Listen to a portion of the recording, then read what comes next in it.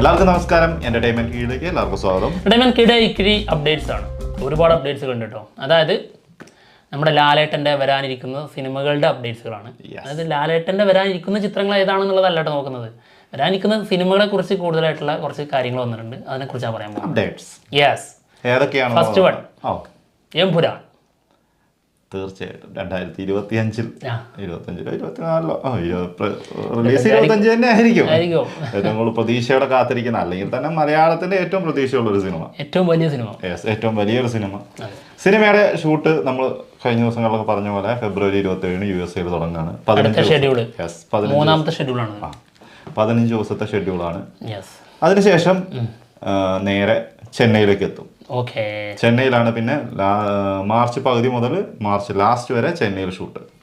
അതായത് 4ാമത്തെ ഷെഡ്യൂൾ അത് ചെന്നൈയിൽ വെച്ചിട്ട് ഇപ്പോൾ 3rd ഷെഡ്യൂളാണ്, അത് USA നടക്കും.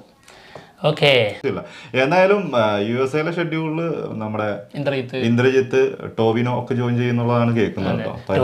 ഇന്ദ്രജിത്ത് പറഞ്ഞിട്ടില്ലേ ചില സംഭവങ്ങൾ കണ്ടിട്ട് അത് നമ്മൾ കരുതിയതിനും അപ്പുറം വലിയ രീതിയിലാണ് ചെയ്തു വെച്ചിട്ടുള്ളത്. അതെ, അത് നമ്മൾ ഏതോ ഒരു വീഡിയോയിൽ പറഞ്ഞപ്പോ അതിന്റെ അടിയിൽ വന്നിട്ട് കമന്റ് ഇട്ടു.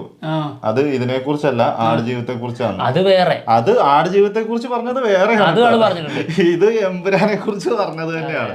അത് ഞാനപ്പോ അത് ഓർക്കും ചെയ്തു, ഇത് എടുത്ത് പറയണമായിരുന്നു അന്ന് തന്നെ. കാരണം എമ്പുരാനെ കുറിച്ചാണ് പറഞ്ഞതെന്ന് ചിലർക്ക് ഡൗട്ട് വരും. അല്ല സോറി, ആടുജീവിതത്തെ കുറിച്ചാ പറഞ്ഞതെന്നുള്ള ഡൗട്ട് വരും. ഇത് എമ്പുരാനെ കുറിച്ച് തന്നെ ആള് പറഞ്ഞ കാര്യമാണ് കേട്ടോ. എന്താണെങ്കിലും മാർച്ച് ലാസ്റ്റോടുകൂടി എമ്പുരാൻ തീരും. അതിനുശേഷം നമ്മുടെ ലാലേട്ടൻ സത്യനന്ദിക്കാട് മൂവി. അത് ഇപ്പൊ ഒരു പെട്ടെന്ന് ഒരു എന്താ പറയാ കാത്തിരിപ്പിനുള്ള ഒരു സിനിമയായിട്ടാണ് വരുന്നത്. കാരണം എന്താ വെച്ചിട്ടുണ്ടെങ്കിൽ ലാലേട്ടനും സത്യനന്ദിക്കാട് ഒരുമിക്കുന്നത് തന്നെയാണ്. പിന്നെ അതിലേക്ക് നമ്മുടെ ആളുടെ പേരാണ് ഞാൻ ഏറ്റവും കൂടുതൽ പറഞ്ഞിട്ടുള്ളത്, ബേസിൽ ജോസഫ്, ലാലേട്ടന്റെ കൂടെ വരുന്ന ആദ്യത്തെ സിനിമ. അപ്പൊ അങ്ങനത്തെ കുറെ സംഭവങ്ങളൊക്കെ ഉണ്ട്. അത് ഏപ്രിൽ പകുതിയോട് കൂടിയിട്ട് സിനിമ തുടങ്ങുന്നുള്ളത്. ലാലേട്ടൻ പകുതിയോട് കൂടി ജോയിൻ ചെയ്യും. അതായത് ഇപ്പൊ 4ാമത്തെ ഷെഡ്യൂൾ മാർച്ചോടെ തീരും. എമ്പുരാൻ മൊത്തം കഴിയുന്നുള്ളതല്ല, ലാലേട്ടന്റെ പോർഷനും കഴിയുന്നുള്ളതല്ല. അതങ്ങനെ പെട്ടെന്നൊന്നും തീരുമല്ലോ, അറിയാലോ. അതിന്റെ ഇടയിൽ കൂടി പൃഥ്വിരാജിന്റെ സിനിമകൾ തന്നെ ചെയ്യാൻ കിടക്കും. ഇതെല്ലാത്തിന്റെ ഇടയിൽ കൂടെ വേണം ഇതൊക്കെ ചെയ്യാൻ. അങ്ങനെ ഏപ്രില് സത്യനന്ദിക്കാട് ലാലേട്ടൻ മൂവി തുടങ്ങും എന്നുള്ളതാണ് കേൾക്കുന്നത്. ഓണം 2024 ഓണം അല്ലെങ്കിൽ പൂജ, ഈ 2 ഇതാണ് ഒരു ടാർഗറ്റ് ചെയ്യുന്നത് കേട്ടോ. അന്നേക്ക് റിലീസിന് വേണ്ടിയിട്ടാണ് പ്ലാനിങ് ഉള്ളത്. അത് പിന്നെ എളുപ്പത്തിൽ തീരും. സത്യനന്ദിക്കാടിന്റെ മൂവീസ് ഒക്കെ വളരെ സിമ്പിളായിട്ട് ആള് തീർക്കും. ഒരുപാട് ദിവസത്തിന്റെ ഷെഡ്യൂൾ ഒന്നും വേണ്ട. ഇതൊക്കെ 100 ദിവസത്തിലേക്ക് മുകളിലാണ് ഓരോ സിനിമകൾക്ക് ഇപ്പോൾ ഷെഡ്യൂൾ വേണ്ടത്. ഓക്കെ, പിന്നെ അടുത്തത് ഭയങ്കര സങ്കടം തരുന്ന സംഭവമാണ് കേട്ടോ. സംഭവം ഇന്നലെ നമ്മൾ പറഞ്ഞൊരു അപ്ഡേഷൻ ആണ്. അതെ, ജിത്തു ജോസഫ് ലാലേട്ടൻ മൂവി. അതായത് ഒരു ത്രില്ലർ മൂവി ആയിരിക്കും. ലാലേട്ടൻ ഇതിലൊരു കോൺസ്റ്റബിളായിട്ടാണ് വരുന്നത്, പോലീസ് കോൺസ്റ്റബിളായിട്ട്. പിന്നെ കോർട്ട് റൗണ്ട് ഡ്രാമയായിട്ട് വമ്പൻ ഹിറ്റടിച്ച നേരെന്ന സിനിമയ്ക്ക് ശേഷം ലാലേട്ടൻ വീണ്ടും ജിത്തു ജോസഫിൻ്റെ കൂടെ ഒരുമിക്കുന്നു എന്നുള്ളത്. ഇതൊക്കെ കേട്ടപ്പോൾ ഭയങ്കരമായിട്ട് എക്സൈറ്റ്മെൻറ്റിൽ നമ്മൾ അങ്ങ് സന്തോഷിച്ചു. ശരിക്കും കേൾക്കുന്നത് ഇപ്പോൾ അത് ഫേക്ക് ന്യൂസ് ആണെന്നാണ് കേൾക്കുന്നത്. എനിക്ക് ആ ഒരു പോലീസ് കോൺസ്റ്റബിൾ ഇപ്പൊ ഫേക്ക് ന്യൂസ് ആണെന്ന് പറഞ്ഞപ്പോൾ എനിക്ക് ഓർമ്മ വന്ന വേറെ സംഭവമാണ്. നമ്മുടെ ലോകേഷ് ഫഹദിനെ വെച്ചിട്ട് ഒരു സിനിമ പ്ലാൻ ചെയ്തിരുന്നു ഓർമ്മയുണ്ടോ? ഒരു പോലീസ് കോൺസ്റ്റബിൾ ആയിട്ടാണ്. അങ്ങനത്തെ എനിക്ക് തോന്നുന്നു ഇതെല്ലാം കൂടി ചില ആൾക്കാരുണ്ട്, എല്ലാം കൂടി കണക്ട് ചെയ്തിട്ട് മിക്സ് ചെയ്തിട്ട് റൂമർ ഉണ്ടാക്കുന്നത്. അങ്ങനെയാണോ എന്നൊരു ഡൗട്ട് കേട്ടോ. കാരണം അങ്ങനത്തെ ഒരു പോലീസ് സ്റ്റോറിന്റെ കാര്യം നമ്മൾ അതിന് മുന്നേ അറിഞ്ഞിട്ട് പോലും അല്ലെ ചെയ്യുന്നതിനെ കുറിച്ച് ഒരു ഇതും വന്നിട്ടില്ലായിരുന്നു. പക്ഷെ ഇങ്ങനെ വരുമ്പോ നമുക്ക് റൂമേഴ്സ് എന്നുള്ള രീതിയിൽ പറയാതിരിക്കാൻ പറ്റില്ല. കാരണം എന്തുകൊണ്ട് ഇത് ഒഴിവാക്കി കഴിഞ്ഞാൽ ചിലത് അങ്ങനെ ഒഴിവാക്കുന്നത് നമ്മൾ പറഞ്ഞിട്ടും നമ്മളെതിരെ ചോദിക്കുന്നവരുണ്ട്. അതുപോലെ ഇത് ഒഴിവാക്കി കഴിഞ്ഞാൽ എന്തുകൊണ്ട് നിങ്ങളെന്താ ലാലേട്ടൻ്റെ ഒഴിവാക്കുകയാണ് അല്ലെങ്കിൽ മമ്മൂട്ടിനെ ഒഴിവാക്കുകയാണ് എന്നുള്ള മെസ്സേജ് വരും. പിന്നെ എന്താ നമ്മളെ മമ്മൂക്കയുടെ തന്നെ, അതായത് അയ്യങ്കാളി, അത് വരില്ല എന്ന് നമ്മൾ ഉറച്ചു പറഞ്ഞതാണ്. കാരണം നമ്മളിത് അന്വേഷിച്ച് തന്നെ പറഞ്ഞതാണ്. അയ്യങ്കാളി എന്ന സിനിമ വരില്ല. അതിൽ ആ ഡയറക്ടർ പറഞ്ഞല്ലോ അതിൻ്റെ എല്ലാ കാര്യങ്ങളും മുന്നോട്ട് ചർച്ച നടന്നുകൊണ്ടിരിക്കുന്നു, മമ്മൂട്ടി കമ്പനി ഇങ്ങോട്ട് വിളിച്ചു എന്നൊക്കെ. അത് പച്ച കള്ളം പറഞ്ഞാണ് അവിടെ. അത് പറഞ്ഞിട്ട് അയ്യങ്കാളി വരുമെന്ന് ഇപ്പോഴും കമന്റ് വന്നുകൊണ്ടിരിക്കുന്നു. മമ്മൂട്ടി കമ്പനി വിളിച്ചായിരുന്നു, ഇനി തോന്നിയ ദിവസം പറഞ്ഞുകൊണ്ടാണ് വിവരം അറിയും എന്ന് പറയാൻ വേണ്ടി വിളിച്ചിട്ടുണ്ട്, അല്ലാണ്ട് സിനിമ ചെയ്യാൻ വേണ്ടി വിളിച്ചതല്ല. അതെ, എന്തായാലും അടുത്തത് റംഭാൻ, ജോഷി സംവിധാനം ചെയ്യുന്ന ലാലേട്ടൻ മൂവി. അത് ബിഗ് ബഡ്ജറ്റിൽ വരുന്ന ഒരു അഡാറ് സാധനമാണെന്നുള്ളതാണ് അതിൻ്റെ അനൗൺസ്മെൻ്റ് ഒക്കെ നമ്മൾ കണ്ടാണല്ലോ. പ്രത്യേക സ്പെഷ്യൽ പരിപാടിയൊക്കെ ആയിരുന്നു. അതിന്റെ ടൈറ്റിൽ അനൗൺസ്മെന്റ് അല്ലേ, ഫസ്റ്റ് ലുക്കിലൊക്കെ. ഗംഭീര പരിപാടിയായിരുന്നു. അതായത് ചെമ്പൻ വിനോദാണ് ഇതിന്റെ സ്ക്രിപ്റ്റ്. അതൊരു നല്ല പ്രതീക്ഷയുള്ള സംഭവം. ജോഷിയുടെ മേക്കിംഗ്, അതെ, അതുകൊണ്ട് തന്നെ നമുക്ക് ഭയങ്കര പ്രതീക്ഷ ഉണ്ട്. എന്താണെങ്കിലും ഓഗസ്റ്റില് സിനിമയുടെ ഷൂട്ട് തുടങ്ങും എന്നാണ് കേൾക്കുന്നത്.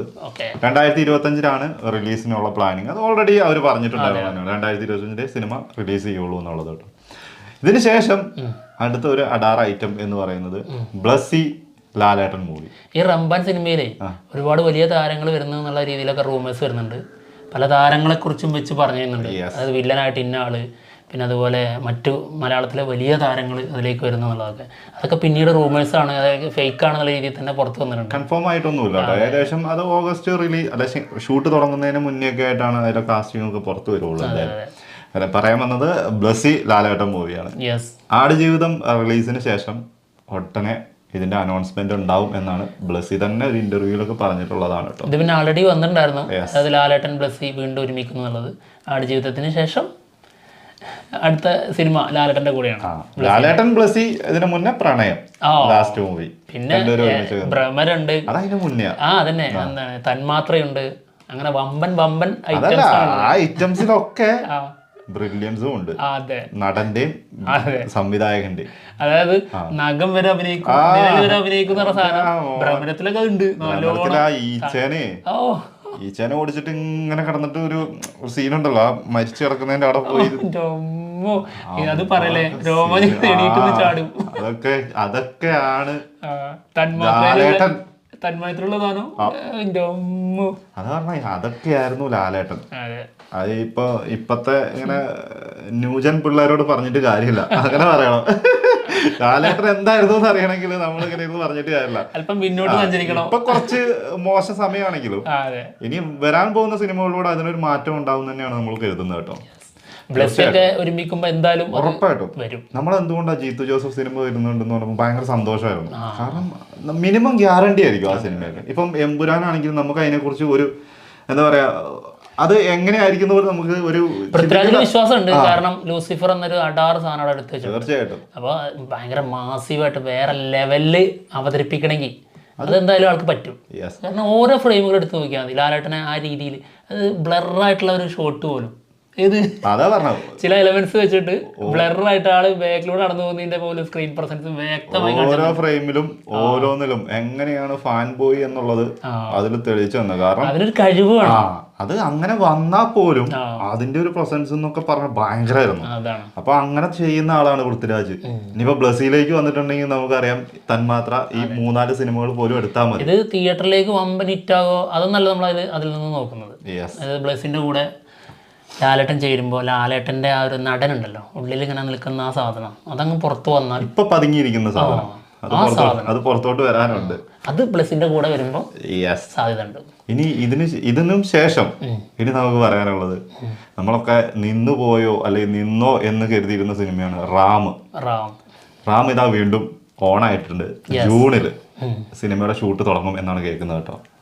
52 ദിവസത്തെ 52 ദിവസത്തെ ഷൂട്ടാണ് ബാലൻസ് ഉള്ളത് ഇനിയുള്ളത്. അതിൽ 22 ദിവസം ടുണീഷ്യയിലായിരിക്കും ഷൂട്ട് എന്നാണ് കേൾക്കുന്നത്. 15 ദിവസം ലണ്ടൻ, 15 ദിവസം മുംബൈ ആൻഡ് ചെന്നൈ ഇന്ത്യയിലേക്ക് എത്തും. അതായത് 2 പാർട്ടായിട്ട് വരുന്ന ആക്ഷൻ. അതെ, അത് വേറെ ലെവൽ സാധനം കേട്ടോ. കാരണം ഇതിന്റെയൊക്കെ ആക്ഷൻ കൊറിയോഗ്രാഫി ഒക്കെ ചെയ്തിരിക്കുന്നത് മിഷൻ ഇമ്പോസിബിൾ അങ്ങനെയുള്ള വമ്പൻ സിനിമ ചെയ്ത ടീമാണ്. അതായത് 140 കോടി ബഡ്ജറ്റിലാണ് സിനിമ വരുന്നത് എന്നുള്ളത് ജിത്തു ജോസഫ് തന്നെ ആളുടെ വാഗോണ്ട് പറഞ്ഞിട്ടുണ്ട്. അതായത് പിന്നെ ചെറിയ ചില പ്രശ്നങ്ങളുണ്ടായിരുന്നു സാമ്പത്തികപരമായിട്ടും അല്ലാതെയൊക്കെ നിന്ന് പോയതായിരുന്നു.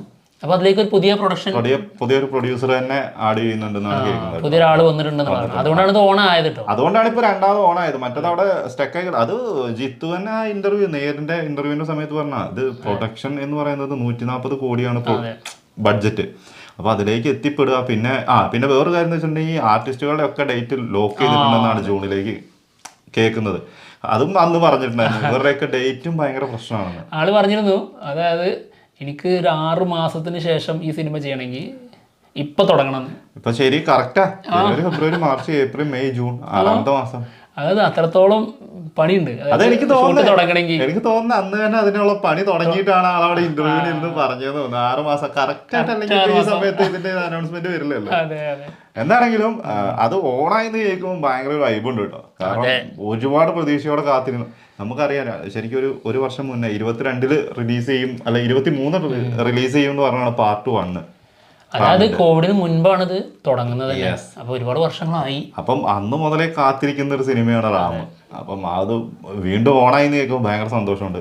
എന്താണെങ്കിലും നേരത്തെ പറഞ്ഞ പോലെ തന്നെ ഇനി വരാനുള്ള സിനിമകളിലൂടെ ലാലേട്ടൻ എന്താണെന്ന് വീണ്ടും നമുക്ക് കാണിച്ചു തരും എന്ന് തന്നെയാണ് നമ്മുടെ പ്രതീക്ഷ. പിന്നെ ഇതിന്റെ കൂടെ ഇനി വരാനുള്ള നമ്മുടെ ബാരോസ് സിനിമയുടെ റിലീസ് ഡേറ്റ് മാറ്റുമെന്നുള്ളതാണ് സൂചന. ഒഫീഷ്യലായിട്ട് അവർ അനൗൺസ് ചെയ്തിട്ടില്ല. ചെയ്തിരിക്കുന്ന ഡേറ്റ് അവിടെ ഇപ്പോഴും ഫിക്സ് ആണ്, പക്ഷെ അത് മാറിയേക്കാം. എന്താണെങ്കിലും വെയിറ്റ് ചെയ്യാം. എല്ലാത്തിനും ഒരു സമയമുണ്ടല്ലോ, കാലം. എല്ലാത്തിനും അതിൻ്റെതായ സമയമുണ്ട്. ആ ഒരു കാലം കഴിഞ്ഞ് കഴിഞ്ഞാൽ അയാളുടെ സമയമായിരിക്കും ചിലപ്പോൾ വരാൻ പോകുന്നത്. എന്തായാലും കാത്തിരിക്കാം. എന്തായാലും ഞങ്ങൾ പോവാണ്. മറ്റുള്ള വിശേഷങ്ങളുമായിട്ട് ഉടനെ വരാം. ബൈ.